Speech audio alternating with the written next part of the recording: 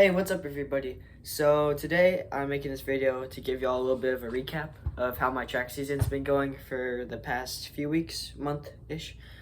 So I'm gonna start off with the 3200 meter. And there goes the gun, and for the first lap, I was just gonna try and take out right at 5 flat pace. Because honestly, going into this meet, I had no idea how big of a PR I was gonna run. I was expecting to run closer to like 10:30ish. Because the last time I ran the 3200 meter race, I ended up running 10 minutes and 45 seconds. So I was just expecting like a 15-second drop. But as we take off, I just decided to go behind these two guys because they said they were going to try and go out at 5 minutes for the first mile. So I was like, all right, sounds good. I'll step at their pace for the first mile and just hope for the best. So at the beginning, I felt like really relaxed. I didn't expect to be that like comfortable. And I was a little bit worried at first that we were taking out too slow because it's my first time like wearing the watch during a race, and I didn't really understand how the pace felt at the time.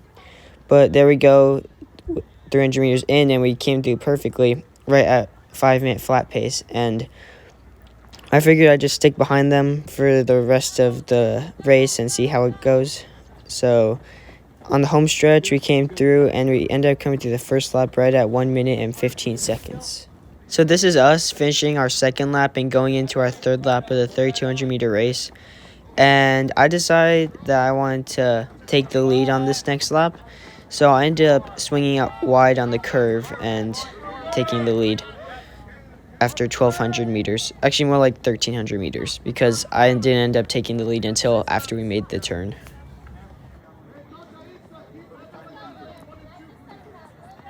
Oh, that's perfect. Yeah, for me, not for guys. Now that I was in the lead, my only goal was to try and create a little bit of a gap and not slow down at all.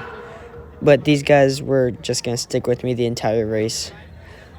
So here we come through 200 meters into the third lap, and already they're trying to pass me again, and that honestly scared me a lot.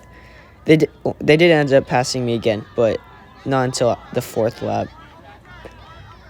But right now we're still on that 5 flat pace, 5 to 5:05 pace, which was honestly really good, and I felt really comfortable, a lot more than I expected to be. And oh right, they ran the JV girls race with the varsity boys race, so you'll see us with them a couple of times.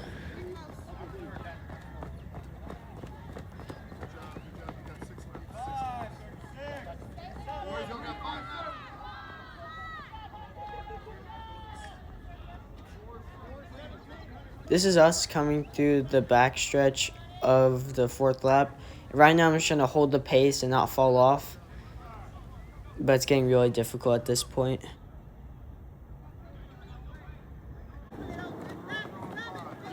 As we come through the fourth lap, we end up coming through the mile at 5:04, 5:05, which I was honestly really happy with.